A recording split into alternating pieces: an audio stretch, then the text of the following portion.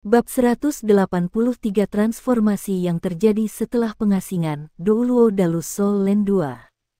Fan Yu berpikir bahwa dia melihat sesuatu ketika tubuh Huo Yuhao sedikit bergerak.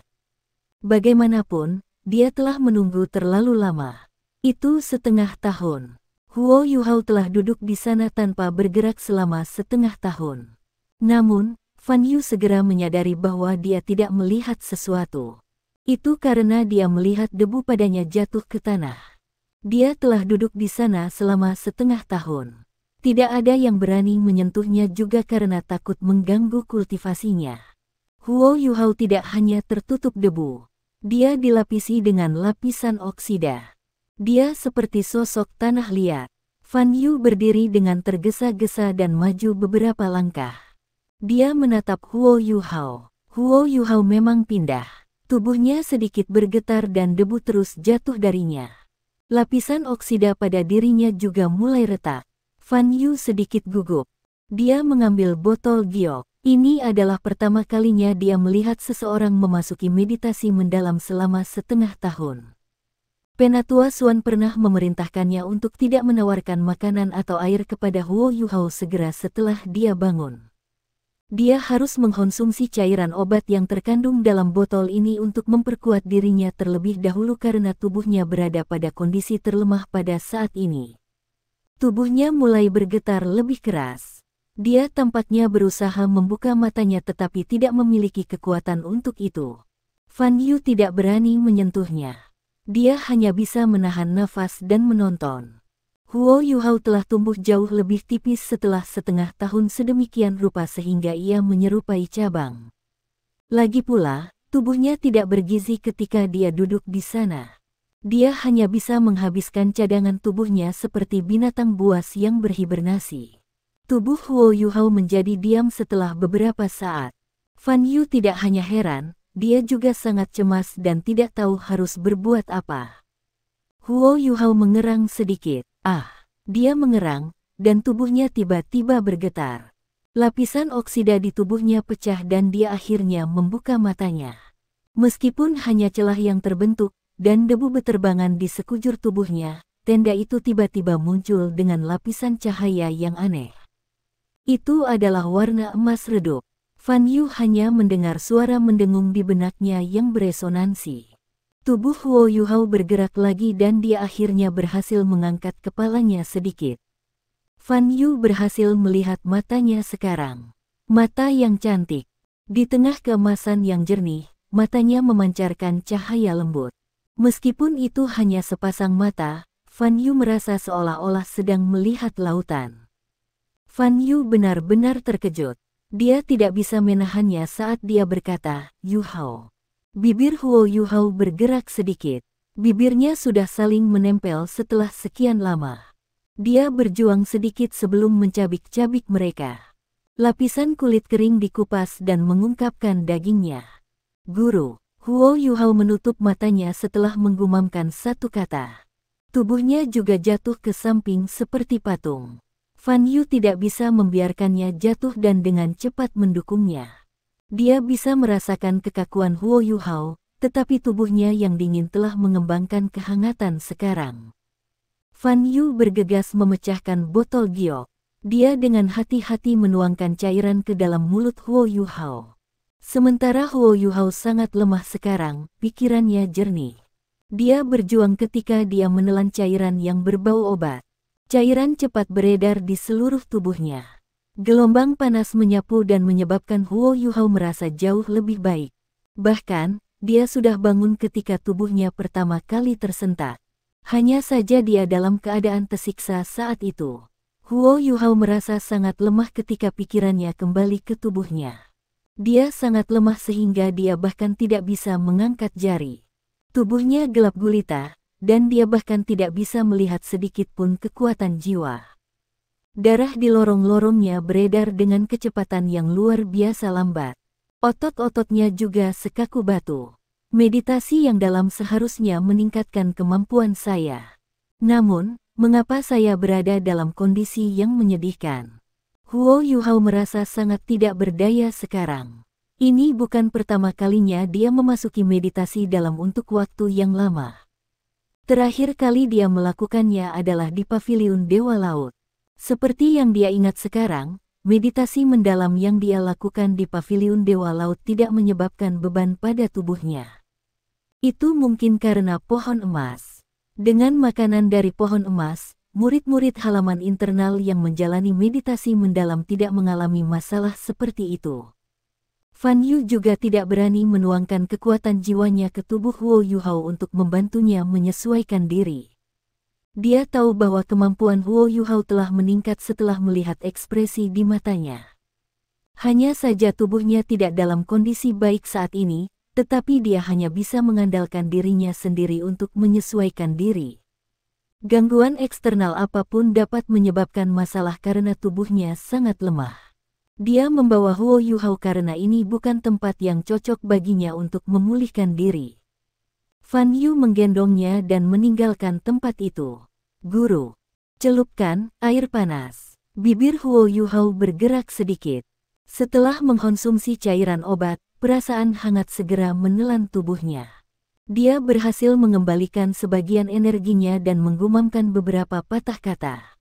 Fan Yu segera mengerti apa yang dia maksud. Dia dengan cepat membawanya kembali ke kamar asramanya dan mengisi bak mandinya dengan air panas. Setelah itu, dia menempatkan Huo Yuhao di dalam bak mandi tanpa menelanjangi dirinya. Hanya kepalanya yang keluar dari air. Tubuhnya basah kuyup dalam air hangat dan lapisan oksida perlahan-lahan rusak. Setelah beberapa saat, air sudah berubah menjadi hitam.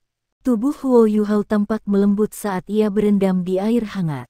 Fan Yu mengganti air sebelum melepas bajunya yang robek dan compang camping. Huo Yuhao terbenam di air lagi. Dengan obat yang beredar dan air hangat membasahi tubuhnya, Huo Yuhao merasa jauh lebih nyaman. Tubuhnya tidak sekaku sebelumnya dan dia duduk lebih santai. Air diganti 5 kali. Setelah 1 jam, Fan Yu memberi Huo Yuhao sebotol obat lagi. Ini memungkinkannya untuk berbaring lurus di bak mandi dan napasnya menjadi lebih dan lebih normal. Fan Yu juga basah oleh keringat dan membentak, "Bajingan, kau bermeditasi selama setengah tahun. Aku hampir terbunuh oleh keletihan karena merawatmu." Huo Yuhao bisa membuka matanya sekarang. Emas di matanya telah menghilang dan dikembalikan menjadi hitam. "Guru, terima kasih." Suara Huo Yuhao sedikit bergetar. Air mata juga mulai mengalir dari matanya. Setelah setengah tahun, Fan Yu tampaknya telah melalui banyak hal dan janggutnya telah tumbuh secara acak-acakan. Dia tampaknya telah tumbuh jauh lebih tua. Fan Yu terkekeh dan berkata, "Baiklah, aku hanya merengek. Saya senang karena Anda sudah bangun. Apa kabar? Apakah kamu merasa lebih baik?" Huo Yuhao terisak saat berkata, "Aku jauh lebih baik. Aku hanya sedikit lapar. Bahkan jika Anda harus menanggung rasa lapar." Penatua Suan berkata bahwa Anda tidak dapat makan apapun selama 3 hari setelah Anda bangun dari meditasi Anda yang dalam. Anda hanya dapat mengkonsumsi beberapa cairan obat dan Anda dapat minum sedikit air besok. Anda hanya bisa memulai diet cair setelah 3 hari. Huo Yuhao tertawa getir, "Guru, aku tidak selemah itu, kan?" Fan Yu berkata, "Lihatlah dirimu. Kamu hampir sekarung tulang sekarang." Memang, jelas untuk melihat bahwa Huo Yuhao telah tumbuh jauh lebih tipis setelah kotoran di tubuhnya dihapus. Untungnya, dia awalnya sangat berkembang. Meskipun dia telah menjadi lebih kurus, itu hanya membuat definisi ototnya lebih jelas. Sementara dia masih tidak bisa menggunakan kekuatannya, tubuhnya tidak sekaku sebelumnya. Fan Yu membantu Huo Yuhao membersihkan tubuhnya. Dia mengangkatnya keluar dari bak mandi sebelum mengeringkannya dan meletakkannya di tempat tidur. "Baiklah, tidur yang nyenyak. Saya lega bahwa Anda sudah bangun.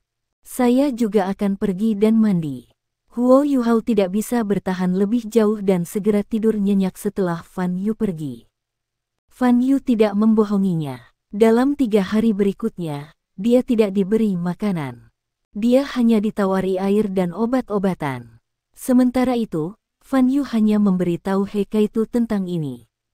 Dia tidak memberitahu orang lain bahwa Huo Yuhao sudah bangun. Huo Yuhao akhirnya bisa duduk setelah 3 hari. Dia duduk bersila saat bermeditasi. Kekuatan jiwanya juga perlahan pulih. Huo Yuhao segera menemukan bahwa ada pembekuan di lorong-lorongnya.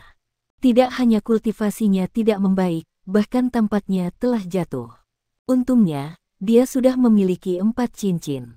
Pada tingkat itu, dia hanya perlu memperlancar jalurnya sebelum kultivasinya bisa pulih. Dia bahkan membutuhkan waktu lebih lama untuk pulih dari yang dia harapkan. Ketika dia kembali ke kamar asramanya diam-diam, sudah 6 bulan kemudian. Setelah ia melicinkan jalan-jalannya, ia menemukan bahwa tubuhnya berbeda dari sebelumnya. Meditasi mendalam selama setengah tahun tidak sia-sia. Meskipun kekuatan jiwanya tidak meningkat untuk sementara dan hanya pulih hingga setengah dari puncaknya 6 bulan lalu, ia menyadari bahwa lorong, otot, tulang, dan bahkan cairannya semuanya dilapisi dengan lapisan emas redup. Aura emas ini mirip dengan laut spiritualnya. Ini juga berarti bahwa Ocean Boundless-nya telah bergabung dengan tubuhnya sekali. Perubahan paling jelas dari kombinasi ini adalah bahwa sirkulasi kekuatan jiwanya telah ditingkatkan. Karena jiwa bela diri kedua Huo Yuhao adalah Ultimate Ace, beban di tubuhnya cukup besar. Selain itu jauh lebih murni daripada kekuatan jiwa biasa. Itu sebabnya sirkulasi kekuatan jiwanya sangat dibatasi selama proses kultivasinya. Ini juga alasan mengapa budidaya Huo Yuhao meningkat sangat lambat meskipun ia memiliki fondasi yang stabil. Setelah tubuh Huo Yuhao dibaptis oleh Samudra Tanpa Batas, ia tampaknya telah menjadi orang baru. Tidak hanya kekuatan hidupnya yang sangat hebat karena makanan Life Gold, dia juga lebih tangguh sekarang. Dengan cara ini, kecepatan kultivasinya selama meditasi meningkat saat ia mengedarkan kekuatan jiwanya. Meskipun itu tidak sebanding dengan kecepatan kultivasi master jiwa normal, peningkatan ini cukup untuk mengurangi waktu yang dibutuhkan baginya untuk mencapai peringkat 50 oleh sepertiga dengan jiwa bela diri kembarnya dan kerja keras. Dibandingkan dengan perubahan di tubuhnya, Huo Yuhao paling senang dengan peningkatan kekuatan spiritualnya dan kemajuan laut spiritualnya. Dia tidak perlu sengaja menggunakan kekuatan jiwanya lagi. Kekuatan spiritualnya mampu mendeteksi setiap gerakan di sekitarnya hingga diameter 50 meter. Begitu dia menggunakan deteksi spiritualnya, diameter ini meningkat menjadi 800 meter. Jika dia menggunakannya secara searah, dia bisa mendeteksi hingga 3 km jauhnya. Bahkan hal sekecil apapun dapat dideteksi, yang memungkinkannya untuk mencapai tahap totalitas mata setan ungu. Huo Yuhao juga menemukan bahwa 3 dari 4 cincin jiwanya telah menjadi jauh lebih gelap warnanya. Satu-satunya pengecualian adalah cincin jiwanya jutaan tahun, yang masih tetap putih. 3 lainnya sekarang hitam. Menurut penilaiannya, mereka semua telah melewati 40.000 tahun. Ini jelas merupakan manfaat dari menyerap 30% dari asal spiritual Skydream. Skydream Ichewom tahu bahwa tubuhnya tidak dapat menahannya jika cincin jiwanya terlalu tinggi. Jika tidak, 3 segel yang tidak disegel cukup kuat untuk meningkatkan 3 cincin jiwa ke level 100.000 tahun. Setelah setengah tahun berlalu, krisis di Illustrious Virtue Hall telah dihindari. Ketika Huo Yuhao menemukan Xuan Ziwen dan dibawa ke aula kebajikan termasyur lagi, ia menerima banyak perhatian di markas bawah tanah. Namun, ia menjadi jauh lebih rendah dari sebelumnya. Dia diam-diam berjalan menuju meja laboratorium baru yang ditugaskan kepadanya dan mulai membuat dan meneliti alat jiwa. Bagi yang lain, dia tampak tidak jauh berbeda dari dia setengah tahun yang lalu. Namun, masalah masih datang. Huo Yuhao meninggalkan aula kebajikan termasyur setelah dia menyelesaikan 1 hari penelitian. Ketika dia berjalan menuju asrama, dia memikirkan apa yang telah dia dapatkan hari ini. Dia menyadari bahwa perhitungan mental dan kemampuan analitisnya telah meningkat setelah laut rohaninya berubah. Pemahamannya tentang alat jiwa juga semakin mendalam setelah pengetahuannya ditingkatkan. Ini benar-benar kabar baik. Meskipun dia tidak bisa meneliti tentang pria logam sekarang, mengkonsolidasikan kemampuannya sebagai insinyur jiwa jauh lebih bermanfaat untuk penelitiannya di masa depan. Ketika dia akan memasuki asrama, dia terkejut oleh sesuatu. Jari kaki kiri Huo Yuhao menunjuk ke tanah dan dia berhenti. Dia membalikkan tubuhnya ke arah lain. Ji Juechen. Dari sudut gelap dan sunyi, Ji Juechen berjalan perlahan saat dia memegang pedang meteor ekstraterestrial. Dia tampil sekeren dan menyendiri seperti biasa. Dibandingkan dengan setengah tahun yang lalu, auranya tampak jauh lebih tajam sekarang. Kamu bisa tahu kalau ini aku. Huo Yuhao sedikit tertawa dan berkata, niat pedangmu unik. Ji Juechen mengangguk pada Huo Yuhao dan berkata, terima kasih. Untuk apa? Tanya Huo Yuhao. Ji Juechen menjawab, setelah hari itu, saya memasuki meditasi mendalam begitu saya kembali. Pemahaman saya tentang pedang saya semakin dalam karena Anda. Karena itu aku berterima kasih padamu. Huo Yuhao tertegun ketika dia bertanya, kamu juga masuk meditasi mendalam. Aku harus memberi selamat padamu kalau begitu. Anda tidak perlu berterima kasih kepada saya. Saya baru saja bangun dari meditasi saya yang dalam. Kalau dipikir-pikir, itu takdir. Kami berdua mendapat banyak manfaat dari pertarungan itu.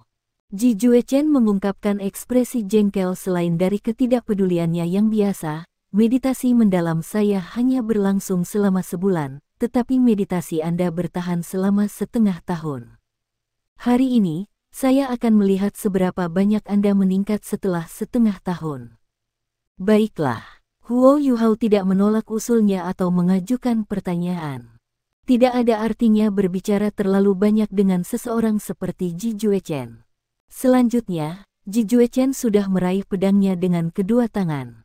Sepertinya dia tidak peduli apakah Huo Yuhao akan mengikuti sarannya. Huo Yuhao tidak siap. Dia memperhatikan Ji Juechen dengan mata berbinar saat dia berjalan langkah demi langkah ke arahnya. Adegan aneh terungkap. Setiap kali Huo Yuhao membuat langkah, lapisan emas lain akan dilapisi di tubuhnya. Matanya juga berkilau dengan emas. Dia bahkan akan meninggalkan jejak kaki emas kemanapun dia pergi. Ji Juechen memang berbeda dari bagaimana dia setengah tahun yang lalu. Niat pedangnya tidak melanda semua lagi. Itu hanya bermanifestasi sebagai goresan sekarang, tetapi goresan ini jauh lebih ganas dan ganas dari sebelumnya. Itu adalah niat pedang yang sangat kuat sekarang, seolah-olah itu adalah naga. Namun, rentetan niat pedang ini tidak bisa menghentikan Huo Yuhao. Itu hanya dihancurkan. Ji Juechen bahkan belum menikam pedangnya bahkan ketika Huo Yuhao mencapainya. Ketika mereka berdua hanya berjarak 2 meter, Huo Yuhao berhenti di jalurnya. Saat ini, seluruh orangnya telah berubah menjadi emas. Tidak ada aura yang datang darinya. Tidak ada yang akan merasa tertekan saat mereka berdiri di sampingnya. Namun, dahi Ji Juechen sudah penuh dengan keringat. Butir-butir keringatnya mulai mengalir di pipinya. Tangannya yang memegang pedang mulai sedikit bergetar. Huo Yuhao meletakkan tangannya di belakang dan berkata, Anda berada di jalan yang benar. Anda fokus, dan seluruh hidup Anda telah didedikasikan untuk pedang Anda. Anda akan mencapai kesuksesan besar jika Anda terus seperti ini. Dalam hal fokus, bahkan aku bukan pasanganmu. Namun, saya memiliki keunggulan dalam hal bakat dan kekayaan. Saya memiliki guru yang hebat.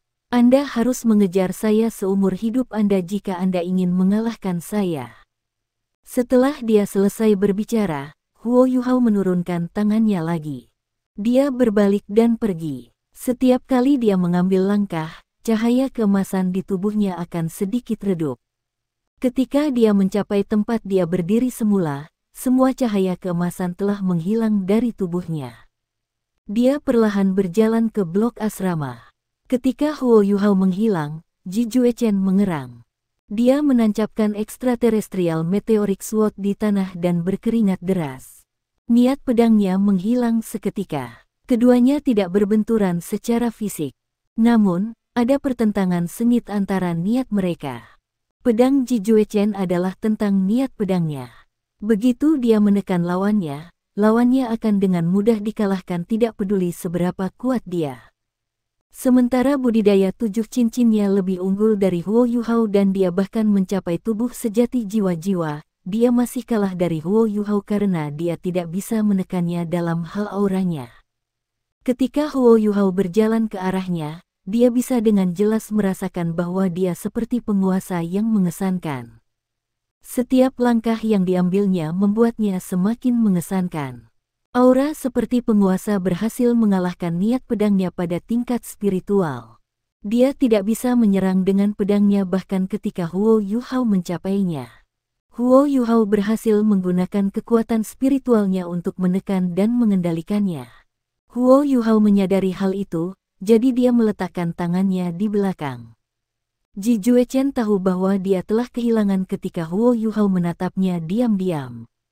Dia bahkan kalah dengan selisih lebih besar dari waktu sebelumnya.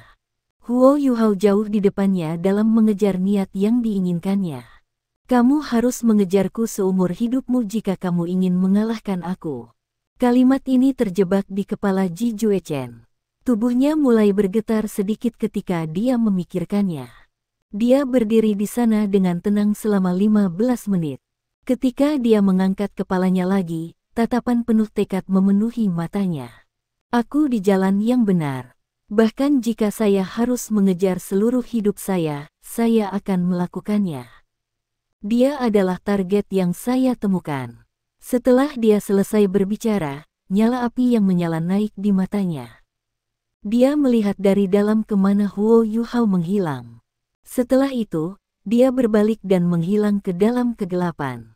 Huo Yuhao tidak bisa membantu tetapi sedikit menggelengkan kepalanya ketika dia memasuki blok asrama. Itu bukan pertemuan santai sebelumnya. Dia juga menyadari bahwa Ji Juechen telah menemukan cara untuk menyatukan pikiran rohaninya, niat pedang dan kekuatan jiwanya.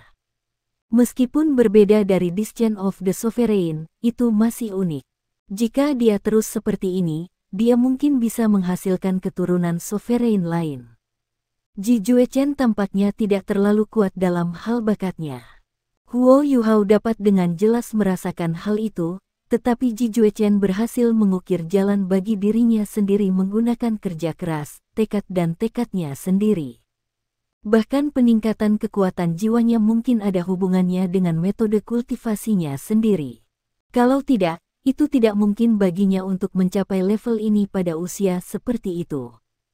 Jika mereka berusaha keras untuk bertarung, Huo Yuhao tahu bahwa tidak mungkin baginya untuk menang.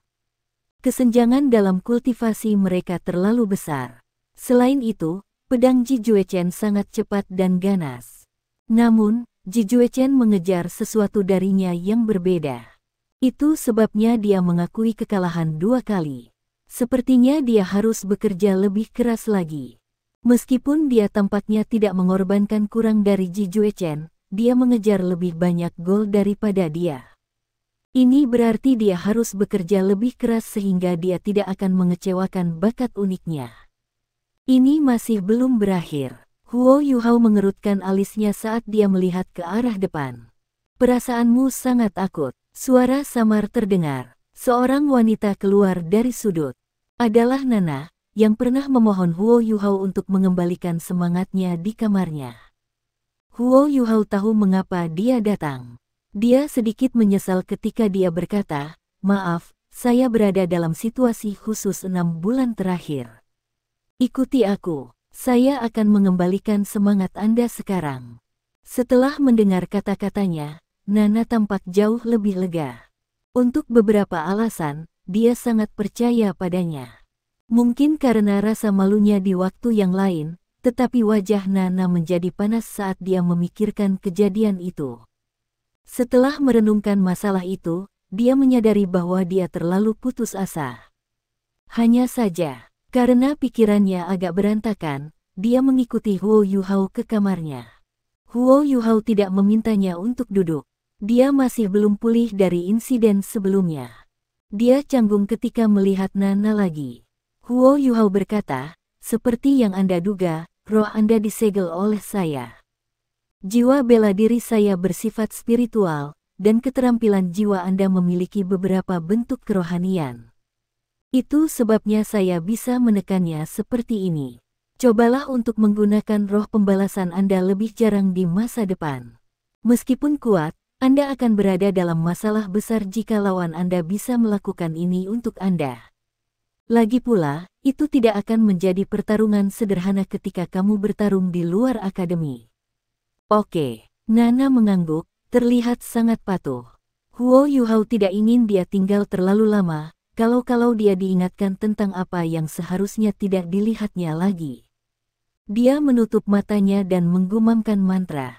Tangan kanannya menekan kepalanya dan bola kecil cahaya keemasan dilepaskan dari dahinya di bawah bimbingan jari telunjuknya. Fokus, santai, dan jangan melawan, kata Huo Yuhao. Nana cepat santai dan menutup matanya. Dia menunggu dengan tenang. Jari telunjuk Huo Yuhao menunjuk ke depan, dan bola cahaya keemasan meluncur ke dahinya. Dia tiba-tiba tersentak, dan tidak bisa membantu tetapi bergetar. Lapisan cahaya emas membentang dari kepalanya ke jari-jari kakinya sebelum naik kembali ke kepalanya. Huo Yuhao menarik tangan kanannya dan memperhatikannya dengan cermat. Penatuai telah mengajarinya metode ini untuk mengembalikan jiwanya, tetapi itu masih pertama kalinya dia menggunakannya. Dia juga sedikit cemas. Untungnya, Nana pulih dengan cepat. Ketika dia membuka matanya lagi, cahaya keemasan melintas di mata mereka. Sudah selesai? Tanya Huo Yuhao. Nana mengangguk cepat dan bersemangat. Roh saya terasa jauh lebih kental, bahkan jiwa bela diri saya terasa lebih kuat. Terima kasih. Bagaimana kamu melakukannya? Huo Yuhao ragu-ragu sejenak dan menjawab, itu rahasiaku. Aku tidak bisa memberitahumu. Dia benar-benar tidak bisa memberitahu Nana bahwa rohnya disimpan dalam laut spiritualnya selama beberapa waktu, dan dengan demikian itu telah berubah bersama dengan kekuatan rohaninya, dan mendapatkan manfaat ketika dia mencapai tingkat samudra tanpa batas. Nana tidak menyelidiki lebih jauh. Namun, dia sekarang memandang Huo Yuhao dengan cara berbeda. Huo Yuhao berkata, baiklah, saya telah mengembalikan semangat Anda. Jika tidak ada yang lain, kembali dan istirahatlah lebih awal. Anda harus bermeditasi dan berkultivasi ketika Anda kembali sehingga Anda dapat menstabilkan semangat Anda. Oke, Nana mengakui kata-katanya sebelum bergerak untuk pergi. Huo Yuhao mengerutkan alisnya sedikit. Bagaimanapun, dia telah mengembalikan rohnya dengan mudah. Namun, dia bahkan tidak mengucapkan kata-kata perpisahan padanya. Meski begitu, itu masih bagus bahwa dia membuat dirinya langka. Dia akhirnya berhasil menyelesaikan masalah ini. Tapi dia dengan cepat dibelalak. Itu karena Nana tidak meninggalkan kamar ketika dia sampai di pintu. Dia menutup pintu yang sengaja dia tinggalkan sedikit dan bahkan menguncinya. Huo Yuhao dapat dengan jelas mengingat bahwa dia telah menelanjangi diri setelah melakukan itu sebelumnya. Apa yang kamu lakukan? Huo Yuhao panik ketika dia mencapai depan Nana dan mencoba meraih pundaknya. Nana mengguncang tubuhnya dan melangkah ke satu sisi, dan Huo Yuhao hanya meraih udara. Huo Yuhao tidak benar-benar cocok dengan Nana dalam hal kecepatan, karena dia adalah tipe raja ketangkasan dari Departemen Kontrol Alat Jiwa Aktif. Spektrenya juga sangat efektif dalam meningkatkan kecepatannya. Sama seperti Huo Yuhao menjadi khawatir dan siap untuk mengambil tindakan, Nana melakukan sesuatu yang tidak terduga. Saat dia menghindarinya, dia dengan cepat jatuh berlutut. Huo Yuhao merindukan saat dia mencoba meraih pundaknya lagi. Apa yang kamu lakukan? Huo Yuhao mundur 2 langkah, dan terkejut ketika dia melihat Nana. Mata Nana memerah. Huo Yuhao, tolong bantu aku. Bangun dulu. Huo Yuhao berbalik darinya, dan menyiratkan bahwa dia tidak akan menerima perilakunya. Nana menggelengkan kepalanya dengan paksa. Dia juga mulai menangis, biarkan aku berlutut saat aku memohon padamu. Jika kamu terus bertindak seperti ini, aku akan mengejarmu. Huo Yuhao menyela dengan tegas. Ketika dia berbicara, dia berjalan ke pintu. Tidak, Nana meraih kakinya dan menempelkan tubuhnya pada mereka. Dia terisak saat berkata, "Jangan mengusir saya. Saya akan berdiri untuk berbicara." Saat dia mengatakannya, dia berdiri, menggunakan Huo Yuhao sebagai pendukungnya. Dia menundukkan kepalanya sambil menangis, seolah dia melakukan kesalahan. Hati Huo Yuhao melunak, dan dia menunjuk ke sebuah kursi di samping. "Silahkan duduk." Nana berjalan menuju kursi dengan patuh dan dengan lembut berkata, "Maukah kamu mendengarkan ceritaku?" Huo Yuhao tertawa getir. "Maukah kamu pergi jika aku tidak membiarkanmu mengatakannya?" Nana tersipu dan berkata, "Saya berasal dari keluarga bangsawan. Ayah saya adalah seorang baron dari Kekaisaran Sun Mun, itu dianggap peringkat bangsawan terendah. Meskipun kami tidak memiliki tanah, kami memiliki beberapa perkebunan dan toko. Kami cukup mampu. Jiwa bela diri bawaan ayahku tidak memiliki kekuatan jiwa, jadi dia tidak bisa menjadi guru jiwa.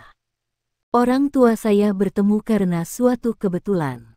Ayah saya sedang dalam perjalanan santai dan menabrak ibu saya, terluka parah setelah berburu binatang buas. Ibuku pingsan saat melihat ayahku. Dia menyelamatkannya dan membantunya melarikan diri dari bahaya. Namun, dia tidak punya pilihan selain membawanya pulang karena luka-lukanya terlalu serius. Dia pulih selama sebulan sebelum pulih sepenuhnya. Perhatian cermat ayahku menyentuhnya, dan pada hari dia seharusnya pergi, dia memintanya untuk tinggal dan menyatakan cintanya padanya. Namun, dia mengatakan kepadanya bahwa dia adalah karakter yang tidak beruntung, dan membiarkan dia tinggal hanya akan membahayakannya. Tetapi dia keras kepala, dan mengatakan kepadanya bahwa dia tidak takut. Dia bukan orang yang percaya tahayul. Sorot mata Nana menjadi kabur sementara dia menceritakan kenangan masa lalu. Huo Yuhao juga mendengarkan dengan serius. "Ibu saya tergerak setelah berinteraksi dengannya selama sebulan dan mengalami perawatannya yang cermat. Setelah ragu-ragu, dia memutuskan untuk tetap tinggal. Hubungan mereka berkembang, dan mereka menikah 3 bulan kemudian. Setelah 1 tahun, saya lahir. Walaupun ayahku bangsawan, dia adalah orang yang baik. Dia sangat baik untuk semua penyewa kami. Setelah ibu saya menikah dengannya, dia tinggal di rumah. Sebelum saya berusia 6 tahun, kami menjalani kehidupan yang bahagia. Sampai seseorang." Air mata Nana mengalir lagi saat dia mencapai titik ini. "Aku berumur 6 tahun. Suatu hari, ibu saya memberitahu ayah saya bahwa dia pergi ke suatu tempat. Saya masih kecil, dan mengganggu ibu saya agar saya mengikutinya. Saya baru tahu kemudian bahwa dia akan berburu binatang buas lagi. Kekuatan jiwanya telah mencapai hambatan, dan dia membutuhkan cincin jiwa untuk mencapai terobosan. Ibu saya terlahir sebagai orang biasa, dan kultivasinya tercapai sendiri. Ketika dia masih kecil, dia telah menghadiri Akademi Guru Jiwa Dasar dan belajar beberapa pengetahuan sederhana, tetapi tidak bisa melanjutkan pendidikan setelahnya, karena dia bangkrut. Namun, dia berhasil mencapai peringkat 40 berdasarkan kemampuannya sendiri ketika aku berusia 6 tahun, dan menjadi leluhur jiwa. Bagi orang biasa, itu adalah hal yang sangat langka. Ayah saya menganjurkan kultivasi ibu saya, tetapi selama setengah tahun, kami tidak pernah mendengar kabar darinya. Setelah 6 bulan, dia kembali dengan wajah suram. Ayah saya terlalu senang saat dia kembali saat itu, dan tidak menyadari ada sesuatu yang salah. Dia berhasil mendapatkan cincin jiwanya. Jiwa bela diri saya juga terbangun pada saat itu. Seperti ibuku, jiwaku adalah spektre. Tidak lama setelah dia kembali, sekelompok orang asing datang ke rumah kami suatu hari.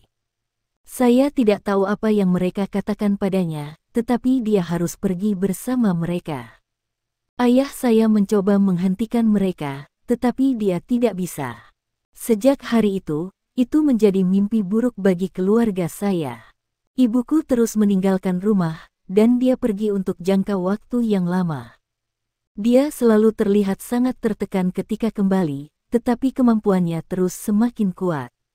Akhirnya, saya dikirim ke Akademi Guru Jiwa untuk belajar.